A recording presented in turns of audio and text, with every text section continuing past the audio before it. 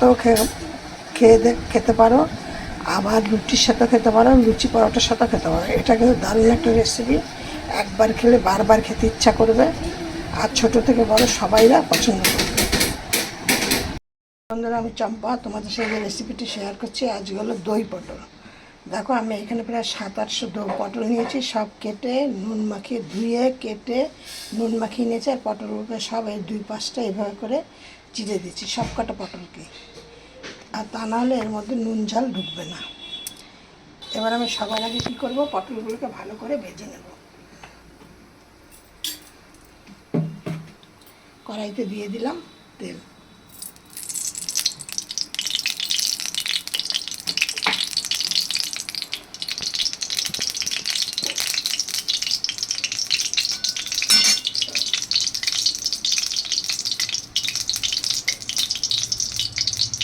তেলটা যখনই গরম হবে, প্রায় তেলটা গরম হয়ে এসছে,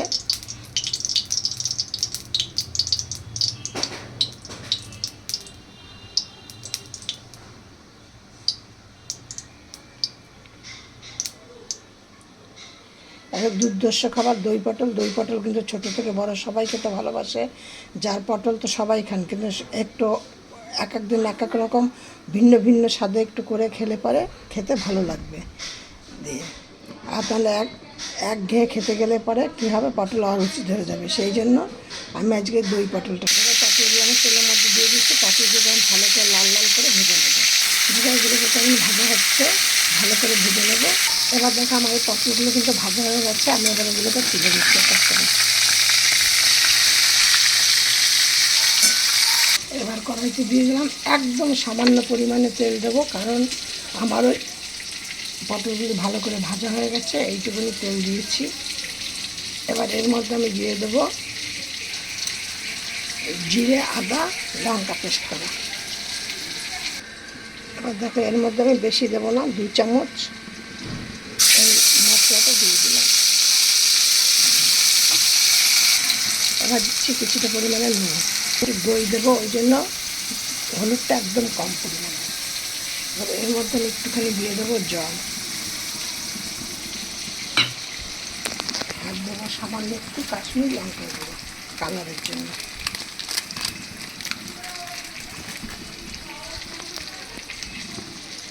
এবার দেখো, এর মধ্যে দিচ্ছি কিছুটা সর্ষে পোস্ত পেস্ট করা।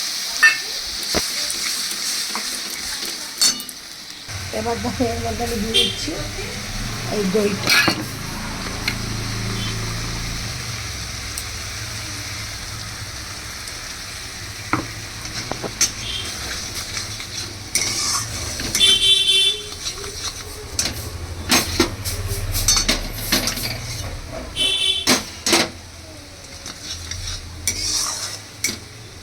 এবার আমার মশলাটা কষানো হয়ে গেছে। এবার এর মধ্যে যে ভেজে রেখেছিলাম পটলগুলো, সেইগুলোকে দিয়ে দিচ্ছি।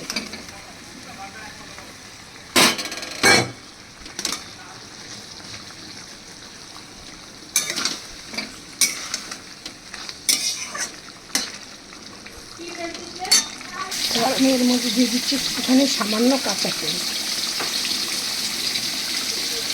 এবার গ্যাসটা একদম লো করে দেবো।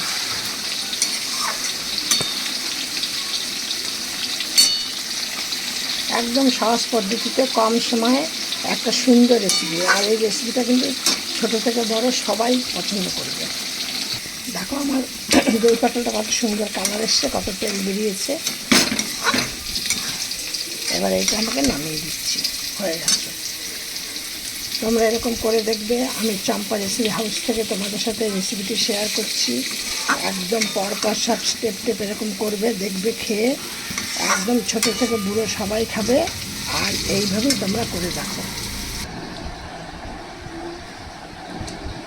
এবার এটা তোমরা গরম ভাত